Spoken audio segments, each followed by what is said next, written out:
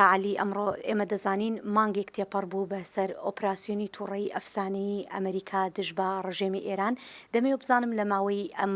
مانگەدا هەروەکو دەشببینین هەتا ئێستا ئێران هەر بەردەوامە لەسەر هەڕەشەکانی ئێران هەر بەردەوامە. ئەمریکا توانیوێتی چ ئامانجێکی بپێکێ و هەروەها ئامانجی ئەمریکا لە ڕاستیدا لەسەر ئەم شەڕە چییە؟ چەندین جار سەرۆک دۆناڵد ترامپ بەرپرسانی دیکەی ئەمریکایی بەڕوونی و ئاشکرایی وتویانە کە ئامانجیان لەو شەڕەت چییە؟ یەکەم مەسەلەی ئەوە کە ئێران ناتوانێت چی ناوچی هەبێ، واتە پیتاندنی یۆرانیۆم ببێتە سیفر. دووەم مەسەلەی مەترسی موشەکی کۆماری ئیسلامیە کەەوە ئێمە دەبینین ئێستا مەترسی هەیە بۆ سەر هەموو وڵاتان تەنانەت تا ئەوروپاش ئەو مەترسیە دیتراوە. و سێهەم مەسەلەی هێزەکانی ناسراو بە بەرەی مقاومەتە، ڕایەڵکەی تێرۆریستی کۆماری ئیسلامی لە هەموو ڕۆژهەڵاتی ناوین کە پێیان دەکوت خۆیان هیلالی شیعە زەبری گەورەشی ویە کەوتبوو، ئەوە لە لوبنانەوە لە عێراقەوە بۆ هەتا یەمەن چووە و لە ناوبردننی ئەوان بوو یا بە جۆرێک سڕکردنیان بوو. ئەو ئامانجانە بەشی زۆری پێکاون، وەک سەرۆک ترامپ وتوویەتی زیاتر لە 90% هێزی هێرشبەری کۆماری ئیسلامیان لێداوە، لە بەحر و دەریا نەماون، لە ئاسمان لە کۆنتترۆڵی هێزەکانی ئەمریکا و ئیسرائیلدایە و ئەوانە هەندێک توانای موشکیان ماوە، هەندێک موشکیان لە بن عرس شارد بووە لە نێو تونێل و لە ژێر زەویدا و ئەوانە خەریکن کەڵک لەوانە وەردەگرن. هاوکات حیزبوڵای لوبنانیش کە هاوکاریان دەکا هەر خەریکن و تا ڕادەیەکیش حوسیەکان لە یەمەن. بەشی زۆری و ئامانجانە پێکراون، بەڵام کارناسانی ئەمریکایی پێیان وایە 2 تا 4 حوتی دیکە دەچێشێکە کۆماری ئیسلامی ئەو هێزانەی بە تەواوی لە ئیش بکەون و بتوانن زەبر لە دەوروبەریان بدەن. ئامانجەکان ڕوون بوون، ڕەنگە ڕاگەیاندن شتی دیکەی کوتبێت ئەوە دەکەن، بەڵام ئەوە نەبووە. ئەوەی کە بەرونی حکوومەتی ئەمریکا کوتوێتی هەروانە بوو کە عەرزم کردی. بەڵێ باشە، ئێمە دەزانین ئێستا بەردەوام کۆماری ئیسلامی و گروپە بەکرێگیجاوەکانی کۆماری ئیسلامی لە ناو عێراقەوە هێرش دەکەنە سەر هەرێمی کوردستان. دەمەوێت بەگشتی بزانم ئەم شەڕا چ پەیوەندێکی بە کوردەوە هەیە؟ نەک تەنیا سەر هەرێمی کوردستان، تەماشا کە بۆ سەر هەموو وڵاتانی ناوچەکە، لە بەحرین، لە کوێیت، لە دوبەی و قەتەر و هەتا دەگاتە سەعودیە هێرش دەبن، تەنانەت بۆ ئوردون. ئەو هێرشە موشکیانێکە کراون بۆ ئەو وڵاتانە، بۆ عومان کە نێوبژیوان بوو لە نێوان کۆماری ئیسلامی و ئەمریکادا. قەتەر کە بە جۆرێک زۆر دۆستی نزیکیان بوو، نێوبژیوان بوو و بە جۆرێک ئێستا دەرکەوتووە کە کۆماری ئیسلامی جیرانێکی ئاسایی نییە بۆ هەموو وڵاتانی ناوچە، هێزێکی تێرۆریستی لەوێ حاکم بۆ کە دەکرێت بڵین ئێستا بەشی زۆری نەماوە. ئەوانەی داڕێژەری ئەو سیاسەتە بوون زیاتر لە 90% نەماون. ڕاستە ئێستاش ئەوانە هەر لەسەر ئەو سیاسەتە دەڕۆن، ئەوەی ماونەوە پاشماوەی ئەو ڕێژیمە، بەڵام لە ڕاستیدا خامنەیی نەماوە. بەرپرسانی پلەیەکی سوپای پاسداران لە ناوچوون نەماون و جێگرەکەشی کوڕەکەی نەکەس دەنجی بیستووە، نەکەس ڕەنجی دیوە، لە ئاستی نووسیندایە و کەس نازانێت چی بەسەر هاتووە، یعنی ئەویش وەهمێکە لە ڕێبەری. ئەوەی کە ئێستا هەیە ڕێژیمی کۆماری ئیسلامی دوژمنی هەموو ناوچەکەیە، دوژمنی ئازادیە و مەترسیەکە بۆ سەر ناوچەکە و بۆ سەر هەموو جیهان، یەک لەوان کورد، زیاتر لە هەم کەس دژی کووردە. تۆ تۆماشاکە ئەوانە هێرشیان بردوتە سەر ماڵی سەرۆکی حکوومەتی هەرێمی کوردستان. بەڕێز نێچیروان بارزانی کەسێک بوو سەرخۆشی کوشتنی خامنەی کرد، هەموو کات نێوانێکی خۆشی دۆستانەی هەبوو، ڕایگەیاندووە کە ئێمە دۆستین لەگەڵ کۆماری ئیسلامی، بەڵام ئەوان ئاوا بەو شێوەیە وەڵامی دۆستایەتەکان داوە و بۆ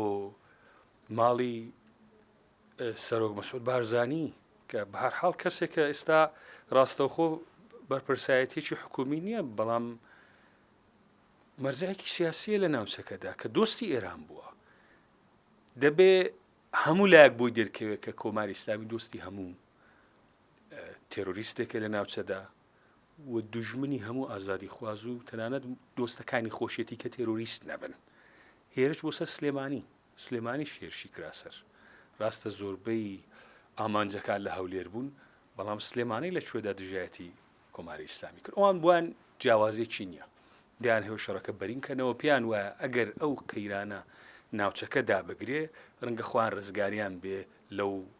ڕۆژە ڕەشەی کە تێکەوتون. بەڵێ کاکەل ئێمە دەبینین ئێستا ڕاگەاندنەکان بە گشتی لە هەموو جیهان با بڵین هەواڵی سەرەکی ئەم شەڕێ و هەروەها ئەم ئۆپراسیۆنەیە دژ بە کۆماری ئیسلامی دەمەوێت هەڵسەنگاندنێک بۆ ڕاگەاندنە کوردیەکان بکەین. ئایا پێت وایە ڕاگەاندنە کوردیەکان بە شێوەیەکی پیشەیی کارەکەن لەم بارەیەوە؟ ڕاگەاندن لە ئەگەر بڵێن هەرێمی کوردستان پێشکەوتنی زۆر گەورەی بەخۆیەوە دیوە لە بەرهەمی حکوومەتی هەرێمدا ئێمە ئەو ڕاگەاندنەی کە لە هەرێمی کوردستان دەیبینین زۆر جیاوازترە تەنانەت لە ئێران کە قابل کیاستنێ ڕاگەاندنی ئێران هەمووی حکومی و هەمووی ناڕاست و ناوەندی بڵاوکردنەوەی درۆن بەڵام لەگەڵ تورکی و سووریە و لەگەڵ عێراقیش قابل کیاس نییە ڕاگەاندنەکانی زۆر پێشکەوتون بەڵام لەو مەسئلەیەدا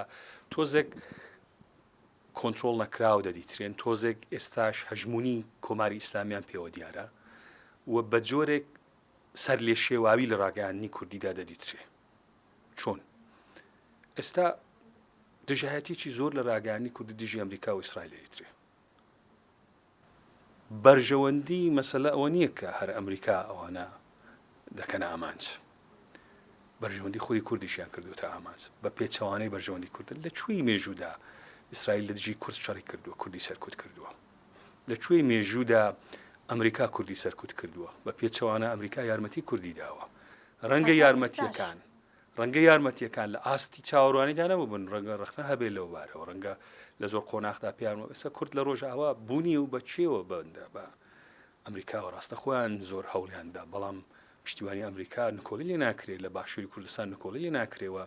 بە جۆرێک ئەمریکا دۆستی کورد بووە و خۆشی بە دۆستی کورد دەزانێت و بەشێکی زۆری کوردیش خۆی بە دۆستی ئەمریکا دەزانێت بەڵام ئەوانەی کە ئێستا کەوتونە دژایەتی ئەمریکا و ئیسرائیل بۆ داکۆچی لە حکوومەتێک کە خەریکە حکوومەتی هەرێم لێ دەدا لە گاز و لە نەوتی لە غازی هەرێمی کوردستان دەدا کە قوتی خەڵکە کە داهاتی خەڵکە لەوێ لە زۆر شوێن دەدا کە هیچ پەیوەندیەکی بە دژایەتی کۆماری ئیسلامیەوە نییە بێزگە لە دوژمنایەتی چ ناوێکی هەیە ئەوانەی کە ئەو ڕاگەاندنانە من پێم وایە ڕەهان کۆنتترۆلێکیان لەسەر نییە و زەبر لە بەرژەوەندی خودی کورد دەدەن لە پێشدا هەر تۆ ئەمریکا و ئیسرائیل بە حیساب مێنە هەر بەرژەوەندی خودی کورد ئێستا دەبەنە ژێر پرسیار و لەویش زیاتر درۆ دەکەن درۆدە لەسەر بڵاو دەکەنەوە لەبەرەوەی یەکەم ئەوە کە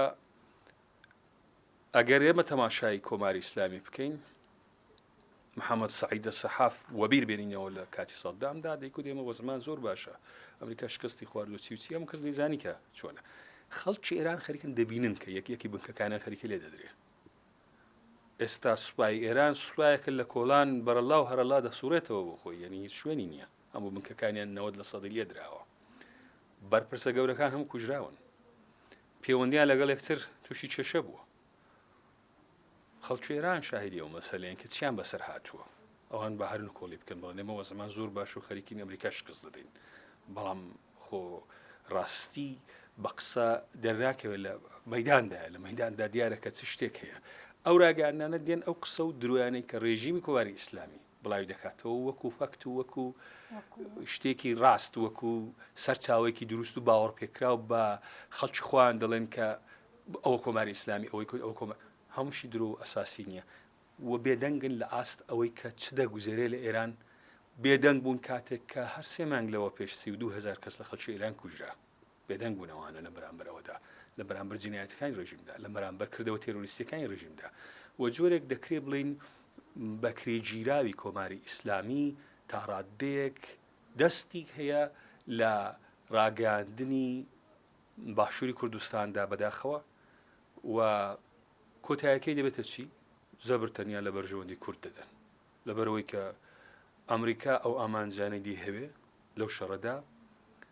هەتا هەموو نەپێکێ و دەستی نهێنێ نایەتە دەرێ زۆریشی نەماوە ڕەنگە چەند حوتویەکی مابێکە بە هەموو ئەو ئامانجانەی کە ڕایگەیاندۆ بە شێوەی فەرمی پێی بگا دواتر دەمێنێتەوە ئێرانێکی لاوازکراو کە کەس چاوەڕوان ناکە خەڵکی ئێران قوبوڵ بکە و ڕێژیمە بمێنێتەوە ئەگەر پێشتر دەیانتوانی خەڵک بکوژن ڕەنگە ئێمە قۆناغێکیشی نوێ بێتە پێشێکە خەڵک بتوانن چارەنووسی خۆیان لە ئێراندا و دەست بگرن و ئەوەش گرنگە کە ڕێژیمی کۆماری ئیسلامی ڕۆیشت ئەوەی پێشوو ئەوە یەک مانگ لەوە پێش کۆتایی هاتنەما ئێرانێکی نوێیە کە هەرچەند لاواز بکرێت بە قازانجی کوردە بە قازانجی دۆزی کوردە بە قازانجی هەموو میلەتی کوردە لە ڕێفراندۆمدا چێتێکی داوە ئێران بوو لە هەموو قۆناغەکاندا ئەوانە هەوڵیانداوە کە کورد لە هیچ جێگایەک نەبێ بە هیچ ئێران مەکە مەبەستم ڕژێمی ئێرانە کۆماری ئیسلامیە کۆماری ئیسلامی گەورەترین دوژمنی بالفعلی کوردە کاکالێر باسی ڕاگەاندنەکان کرد بە پێویستە زانم ئەوە بڵێم کە هەر بۆیەشە بۆ